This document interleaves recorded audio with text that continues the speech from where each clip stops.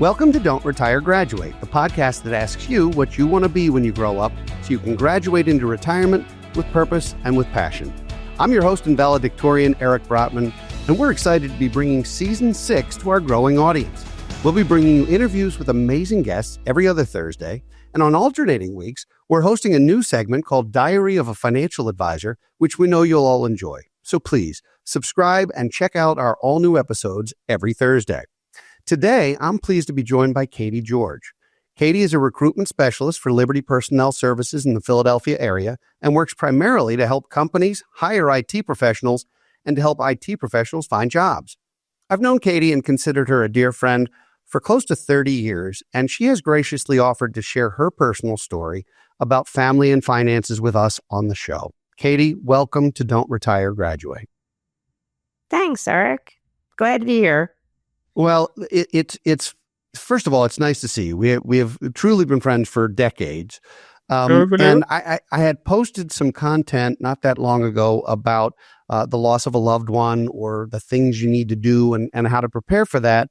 And you were gracious enough to share your story that you had just been through that on a very personal level, and that you were the one responsible for all of this kind of all at once. So can you share a little bit about how that came to be and a little bit about your story?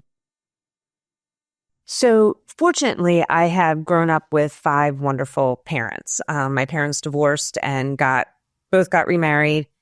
My first stepmother passed away when we were in high school. So that really didn't affect me in the big picture. Emotionally, obviously it did, but in the big picture, it didn't really affect me as far as finances and trying to figure out what to do and how to maneuver. My dad eventually remarried again. And about 13 years ago, he passed away. And my stepmom, who was, financially savvy, she worked in the banking industry. She knew about investments. She knew about wills and things like that because she was dealing with that on a regular basis, found herself really overwhelmed with everything that you have to do when a loved one passes away and all the different questions you have to ask and all the different agencies you have to contact. I mean, she even had to provide proof that my father was divorced from my mother, who they divorced when I was 3 years old and I was 45 at the time when he passed. So that was really overwhelming for her. And then unfortunately, 3 years later, she passed away. And then it wound up on us as a family to really maneuver through her estate because they did not have a will.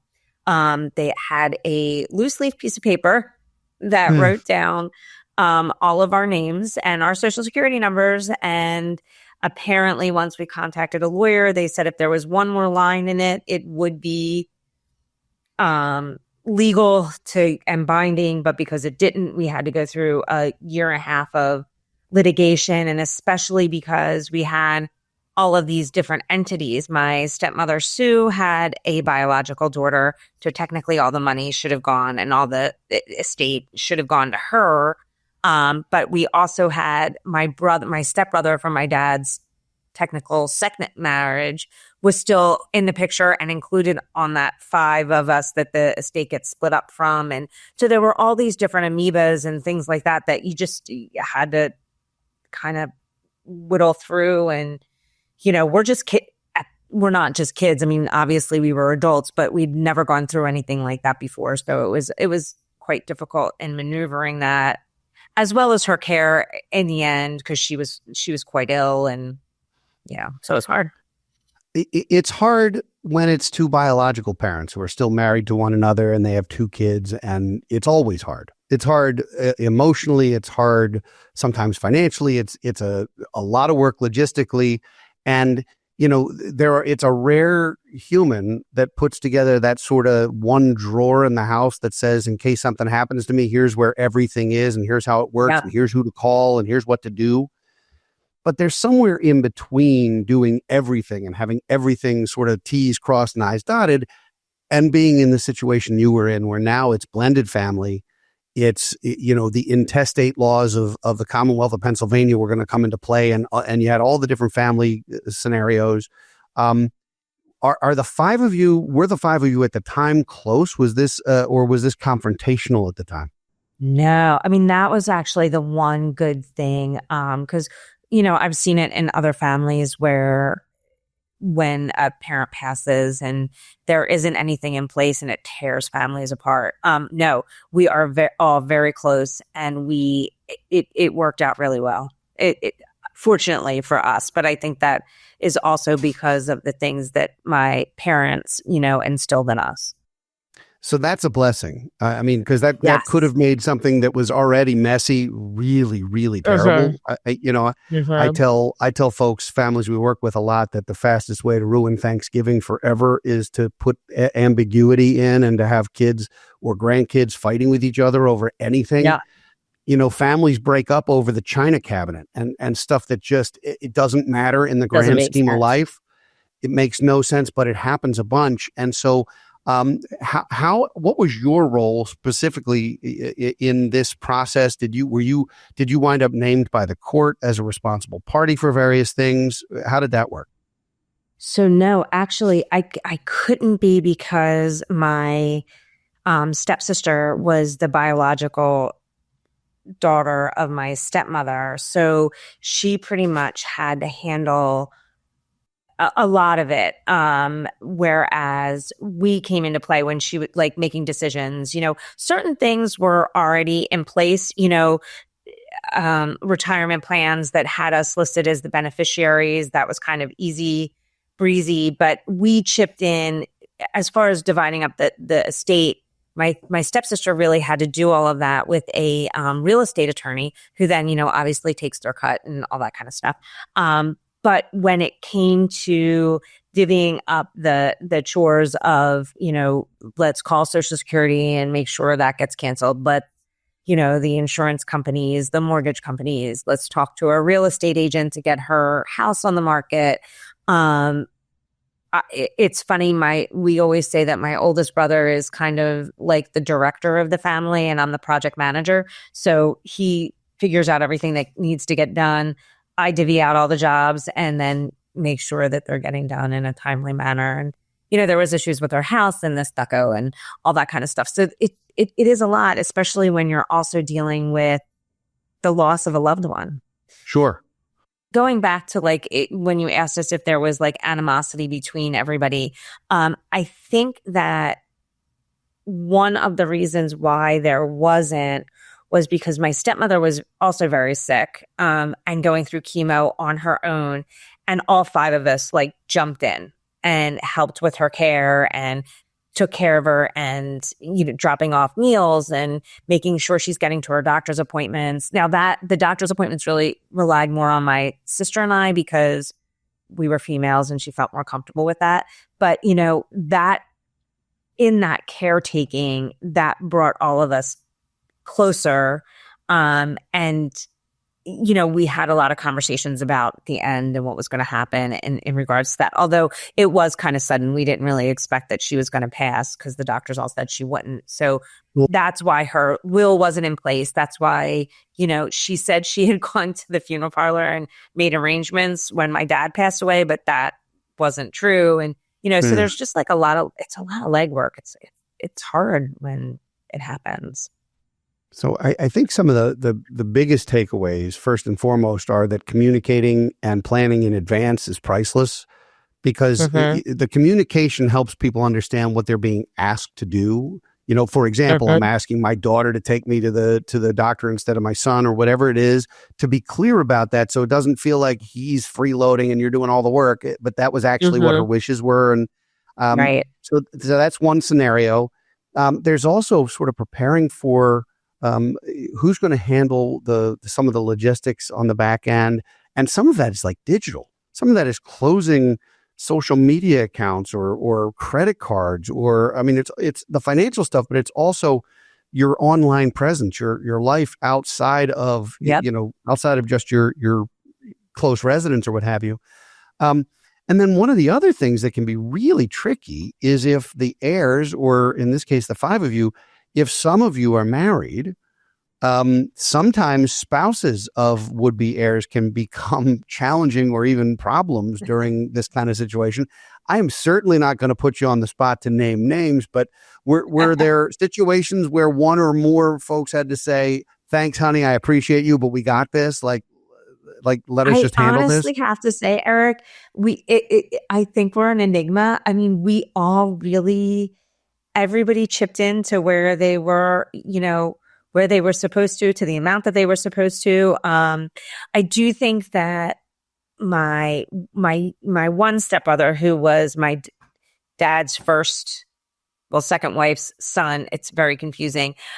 We're going to need a map. We're going to need like a family tree on screen. If you could help that, okay. Well, ironically, my husband, when he came to my stepmom's funeral, I saw him with a little piece of paper in his pocket. We were just dating at the time, and he had a map of a little pie chart of how everybody's related, so he could get it all together. That's kind of when I knew it was him.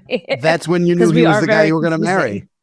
Yeah, that's when he said, yeah. He said, I want to be at this Sunday dinner forever, and that's how I get there. Yes, okay, exactly. Fair. So so my stepbrother, I think that it was hard for him because although he was my dad's son and my dad would never have thought of him any other way, he wasn't biologically related to my dad. And not biologically related to my stepmom, although he was very helpful with her care. And, when she was sick, at the end, I think that it might have been a little bit difficult for him, but we kind of all stepped in and said, everybody was included as much as they possibly could be. So again, it's odd. I know it happens, but things that we didn't think about, like she went into the hospital pretty quickly and was not really conscious all the time, but getting somebody on her account so they could write checks for her mortgage, like those kinds of things, like we just didn't think about because we didn't know. Yeah. Unfortunately, when these things happen under duress, sometimes they don't happen as well as they could if they were planned, although it's never pretty. It's never easy and never pretty. So, but I think the fact that you guys all got along through this is remarkable. It's a testament to the five of you as individuals and your family and the strength of that, which is amazing. Sadly, doing what I've done, over the last 30 years plus professionally, I've seen a lot of situations that didn't go that way, where there is animosity, where there is, there are issues. Now, you mentioned something and you called it easy breezy, which means that this was one of those boxes that did get checked, and that was having beneficiaries on retirement plans or certain other kinds of things. I think a lot of people don't realize that if you have beneficiaries listed on those things, the will doesn't apply to them, and that the beneficiary actually supersedes anything. So even if you don't have a will, those can get handled basically with a death certificate and a notification. So that is the easy piece of this. And one of the things we can all do as adult humans is make sure that T is crossed. Were there other things like that were easy? You said retirement plans. Were there life insurance policies and other things that had beneficiaries on them? My dad didn't believe in life insurance. Okay, that's a whole nother show. Right. That's a whole nother show, It was mostly those retirement plans.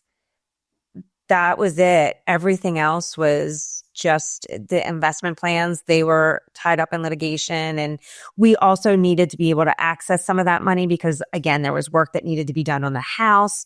It was, and it is just like, I said, my mother-in-law passed away last year and my father-in-law was, managing through all of this and making phone calls. And, the timeshare apparently was in her name. And that's been quite difficult to get just moved into his name. But I'm like, there should be some kind of service because especially when it's somebody that's older that passes away. And that, like you said, the digital age, a lot of these spouses that are left behind are not as tech savvy, so don't know how to navigate online to kind of get a lot of these questions answered and things in place and whatnot. Wouldn't it be like a great service to have where you can call up, 1-800 my wife died, and they kind of do everything for you and kind of maneuver through all of that and give you your Yeah. checklist and all of that kind of stuff. Like, it's just because you're also dealing with all the emotions of it at all. Well, I wish we had been in touch at the time. That service exists. It's not us, but that service does exist. There are Okay. estate administration firms that automate most of this, that will provide a checklist and will handle some of it for you and give you the instructions. That is becoming an industry unto itself for this very reason. Because Right. navigating the court system, especially if there's property in different states or if there's heirs in different states, I mean, if you're all close geographically, it's a little easier sometimes. But you have international issues, or you have minor children, or I mean, there's so many different variables here. But the service does exist. I'm not going to let this be a commercial, but for anybody who wants to get in touch, I'd be glad to point them in that direction, because it does exist, and it is a sort of an amazing thing. What were you able to take away, you and your husband, the one with the cheat sheet that got him married? What were the things that you guys maybe did differently because of having gone through this? Did you plan differently at that moment? Was this a wake up call, or you're like, I'm doing the same thing to my heirs? So we weren't married when my dad passed away. We were just dating when my stepmom passed away. Since his mother's passed away, we definitely are we're working on getting a will, dragging our feet a little bit, but we are aware that we need to do this. But not necessarily in regards to our own deaths. However, I've now had conversations with my mother and my stepdad. Where's all this information? Making sure I have passwords, getting on their accounts to make sure that if something happens to one or both of them, somebody is around to be able to write the checks. I mean, I have brothers on my other side, so yeah, I kind of think of my life as two sides, like my mom's side, my dad's side, and on my other side, it's all brothers. So it'll probably wind up more on me than anybody else. But yeah, so like just having those conversations now and getting them to write those things down now. My stepfather is very different than my father and is very type A. So he does actually have the folder that has, these are my passwords, these are our accounts, this is what you need to go through, and all that stuff. Well, I didn't know when I invited you to be on the show today that this would also be an intervention for you. But since you have to do this now, between now and the time the show goes live, you have a couple of weeks, maybe even a few months to do this. You have to have this done by the time it goes live. I'm going to check back with you and make sure that that you have a folder, that you have a will, that you guys did all this. If your hubby is watching, he needs to know that this has to happen by that time, or you guys are in deep trouble, because you got to practice what you preach now. You can't be, the cobbler's kid with no shoes. Well, absolutely 100%, because especially we're in Delaware, and in the state of Delaware, if actually something happens to him, everything defaults to his kids, unless I'm listed as the beneficiary on something, but it all goes to the kids. So, and they can't, one is old enough to be able to manage it all, but the others are not. So we are quite aware, and we are in touch with the right people. It will be in place by, you heard it here. You heard it here. There's going to be a follow-up on one of our shows. It'll be like, yep, did it get done? It sure did. Delaware also Eric, has. we still think we're young and invincible. We're not. We're so not. I know we're not. I know. I wake up and I sometimes stumble into the bathroom in the morning, and I look in the mirror and go, "Oh my God, Dad! Like, what are you doing here?" It's sort of a bizarre thing to, I do think of myself as 29. And until I move, and then I realize I'm not. But I still think of myself as young, and I'm blessed that both of my parents are still living. I also know that I'm going to be a responsible party for a lot of things in a lot of ways, partly because of what I do for a living, partly because of geography. Delaware, and not to provide legal advice, I'm not a lawyer, but Delaware also has some really high probate costs. And a lot of people in Delaware use revocable trusts to avoid that. So you heard it here first. I just saved you a ton of money. You're welcome. Thank you. I expect to be invited. I appreciate that. I expected to be invited to a Sunday dinner at some point. Of course. Yeah, it is. It's just, it's funny. My cousin just passed away suddenly, and he was 70. And I'm like, oh, I was talking to another one of our cousins, and I'm like, he was so young. And she's like, your dad was 72. And I said, huh, you're right. Yeah. And so it is like, I do think that even though my dad was sick, I think and he had 10 lives. Like we probably, revived him 15 times in 4 years. And it's part of the reason why I came back to Philadelphia. That and the birds.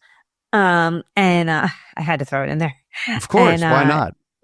But, you would think somebody that was that ill would have had things in place. But again, I think he thought he was a little invincible and they were going to go on forever. And it just didn't work that way. At the end of the day, I think not only the communication and the planning, but we can do our loved ones such a favor by just having our ducks in a row. And letting folks know what to do. And I know that sounds preachy and maybe even self-serving, but, it does make a huge difference. And there's certain other conversations that people have with their parents. And we do a lot of multi-generational work and work with a lot of folks on wealth transfer and on generation skipping, because I know a lot of people who think their kids are rotten, but their grandkids are perfect, that kind of thing. And so we spend a lot of time trying to have that conversation, who's going to do what and when and why. That's going to happen on the other side, that generation skipping. Yeah, well, and the thing is, I'm already prepared for it. But you just don't want to leave, for example, you don't want to leave a house to 5 kids and say, you guys figure it out, because 2 of the kids are going to want to rent it. One's going to want to live in it. 2 of them are going to want to sell it. And it becomes a real challenge. And so just saying, hey, I'm hoping that you'll sell the house or let Steve keep the house and offset the inheritance some other way. We get it in the will or whatever it is. There's so many ways to make this fair, and fair and equal are not the same. It doesn't have to be, but it can be fair and transparent. I think the surprises are what can be hurtful sometimes, after the fact. Yep. If people know what's coming and then it comes the way they're expecting it, even if it feels differently, it allows you time to grieve without also then trying to be a detective to a great extent. I unfortunately have family members, my aunt and uncle, who were wonderful people. And my aunt was probably the closest thing to God you would ever get. I mean, she was amazing. They had a ginormous family. And my uncle, when he passed, said, the boys get the business and the house at the shore. The girls get the house in the house everybody grew up in. Just make sure your mother's taken care of. That was the directive. Wow. And the boys were running the business, so that made sense. And it drove a huge rift between the family. Like and my aunt, who was still alive for a lot of that, to kind of see the downfall, it broke her heart, because if the girls wanted to go to the shore, they had to rent it. If, they kept saying that my aunt should be in a nursing home, we should sell the house, those kinds of things. And nobody was making moves. It was ugly. It was really ugly. And I would never want to do that to my kids. I would never want to do that to my family members. And, I've had major conversations with my mom, because I know on that side, it's going to get a little bit more tricky. And, you have to have everything written clearly, because it's not fair to the people that are left behind. Well, you've given us a lot of sage advice, sort of right from the front line, and I thank you for being so transparent and for answering every question, even the ones that nearly threw some of your siblings or their loved ones under the bus. You kept from doing that, so you can. It really wasn't nothing to throw under the bus. They're really good people. Yeah. Well, and so it's going to be. It's very simple. You can now share the show with all of them. I still want to be invited to dinner. I got to ask you, because on Don't Retire, Graduate, absolutely no guest gets away without answering the what I think is the most important question for any of us, which is, what do you want to be when you grow up? We're going to travel the world. That's basically it. Want to travel and explore. When does that start? As long as these legs will carry me. Excuse me, as long as these legs will carry me. When does that start? Well, so that's the tricky question. My husband's he's going to retire in 3 years when he turns 60. Okay. I probably have a couple years after that because I'm a little younger. If I can give you any advice, it's take the trips. Yep. There are a lot of people who plan for stuff, whether it's bucket list or whether it's other things, or it's the 10 places they want to visit or any of these kinds of things. And as we get older, it becomes less doable physically, as you mentioned, but also sometimes financially, sometimes logistically, sometimes there are other responsibilities. I've seen too many people who do an amazing job of building financial independence and never enjoy it. So take the trip. It's fearful. Use your it's so PTO. funny you say that. You say that. Come on, Eric. I work off commission. I take off whenever I want. But we're actually leaving for Iceland in 2 weeks. My father-in-law, who is 88 years old, wants to see the Northern Lights. So he's taking all of the siblings and their spouses to Iceland. So we're going to go up and the man, he checked the snow and be cold and see waterfalls, and he wants to do it all. So I actually want to be my in-laws when I grow up. He retired at 60 and they traveled everywhere, and knock on wood, was very healthy and got to do everything. So, well, may you be blessed with that longevity and good health and good family and all those good things.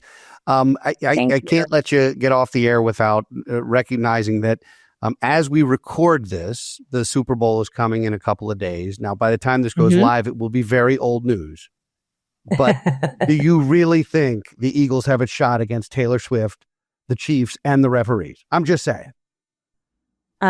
Yes, I actually do, because I think Jalen Hurts wants it bad.